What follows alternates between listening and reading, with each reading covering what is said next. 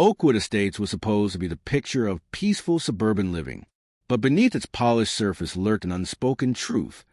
This neighborhood was ruled by fear. And at the center of that fear was Karen Witman, the self-appointed dictator of the HOA. She controlled everything. The color of your house, the length of your grass, even whether your kids could play outside. Neighbors whisper behind closed doors, terrified of crossing her. But Karen's power had never truly been tested, until the day General Naomi Campbell moved in. Karen thought she could bully her like she had everyone else. She thought her HOA rules, her clipboard, and her threats would make this woman fall in line. She had no idea who she was dealing with. Before we dive in, let us know in the comments where you're watching from. At the heart of this oppressive atmosphere was Karen Witman, the self-appointed guardian of Oakwood Estates' pristine image.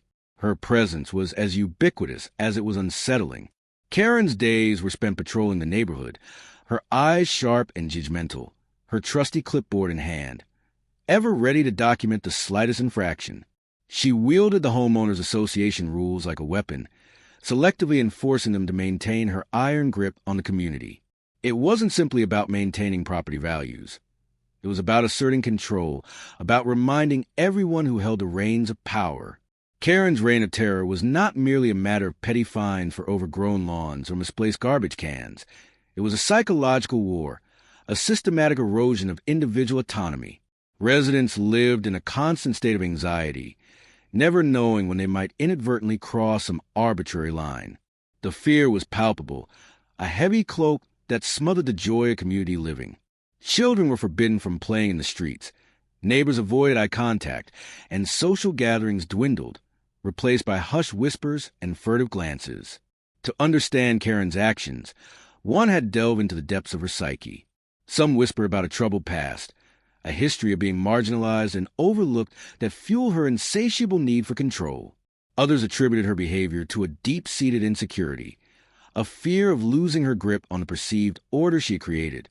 Whatever the root cause, her actions spoke volumes about the corrosive nature of unchecked power. She reveled in her authority, her eyes gleaming with a disturbing sense of satisfaction as she issued violation notices and imposed fines.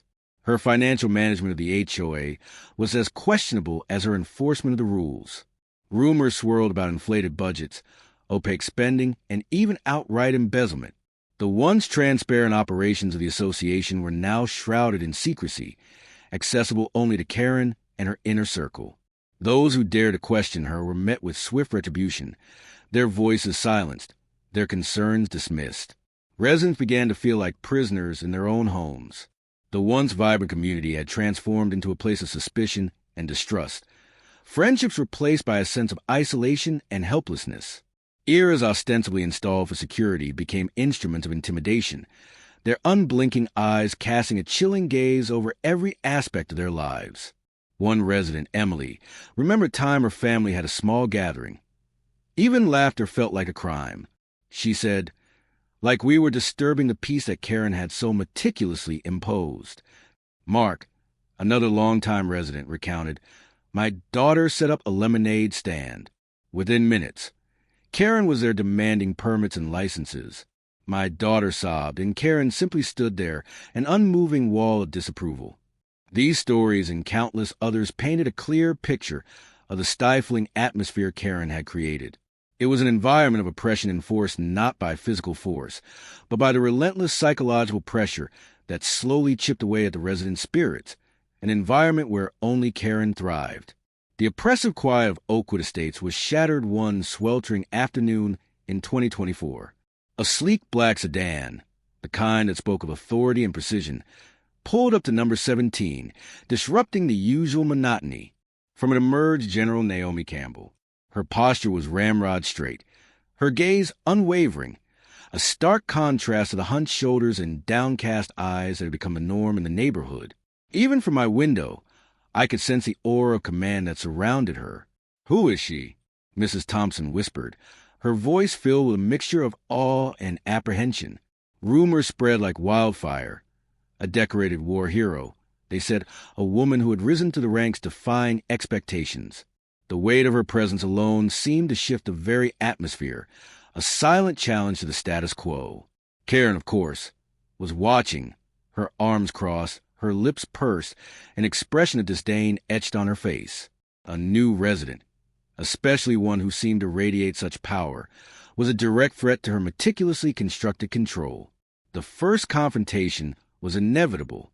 A few days later, I heard the familiar shrill of Karen's voice. I peeked through the blinds to see her marching up to General Campbell's porch, clipboard clutched tightly in her hand. "You there," she barked, her voice echoing through the quiet street. "I see you've already violated several HOA regulations. That potted plant on your porch is not in compliance." General Campbell remained calm, her voice steady. "Good afternoon," she replied. "I'm Naomi Campbell, and you are?" "I'm Karen Witman," Karen sneered. "President of the Homeowners Association, and I run things here." "I see," General Campbell said. "Well, Mrs. Witman, I'm afraid I'm not particularly concerned with your regulations." "Not concerned?" Karen's voice rose, incredulous. "Everyone here follows the rules. It's how we maintain order." "Order?" General Campbell arched an eyebrow. "Or control." The tension crackled between them, thick and heavy. Karen, flustered, knocked the potted plant off the porch, shattering it on the sidewalk. "There," she spat. "It's in compliance. That's property damage." "Mrs. Witman," General Campbell said, her voice still calm but with an underlying steel. Karen, red-faced, stepped closer, jabbing a finger towards General Campbell's chest. "You think you're so high and mighty, don't you? I have seen your kind before." And then she let loose a racial slur, shocking everyone that heard it. Gasps echoed down the street. "That's harassment," General Campbell said, her voice low and dangerous, "and a hate crime. You are on federal land, Mrs. Witman, and I am a general in the United States Army. I suggest you leave my property immediately." "Federal land?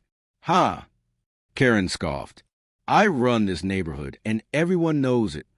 "Then you misunderstand your position," General Campbell replied, "and you gravely underestimate mine."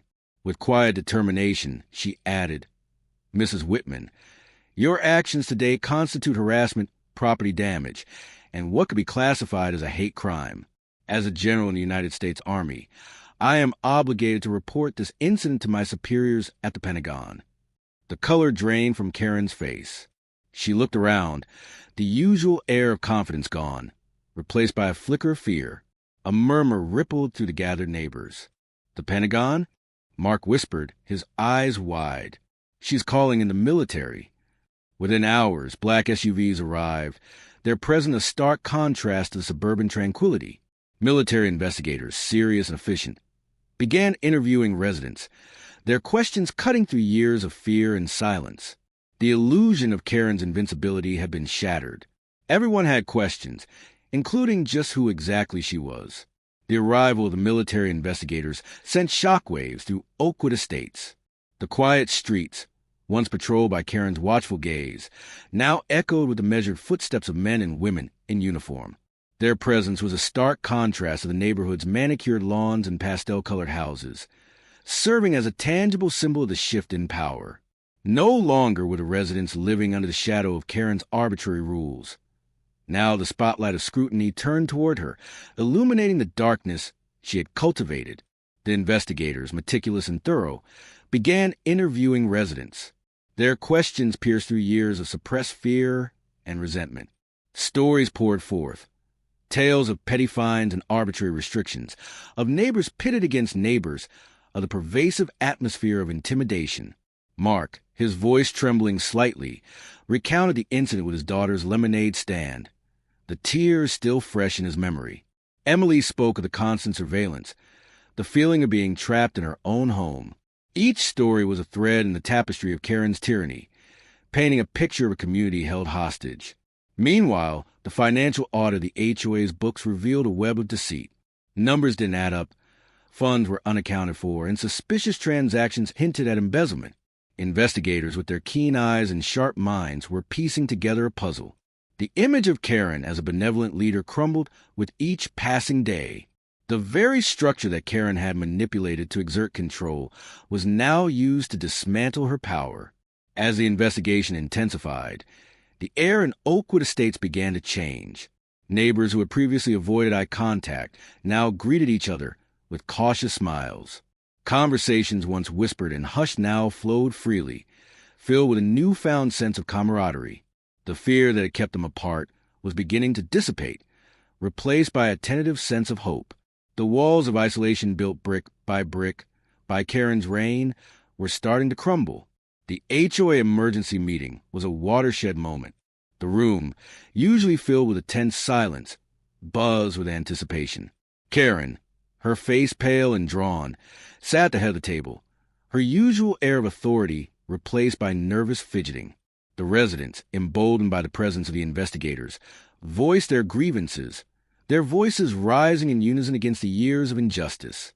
When the vote was called, the result was unanimous. Karen's reign was over. The collective sigh of relief that swept through the room was almost palpable. It was not merely the removal of a tyrant, but the reclaiming of their community. In the days that followed, the transformation of Oakwood Estates was remarkable. Impromptu gatherings sprung up, potlucks and barbecues, celebrations of newfound freedom. Laughter, once a rare sound, now filled the streets.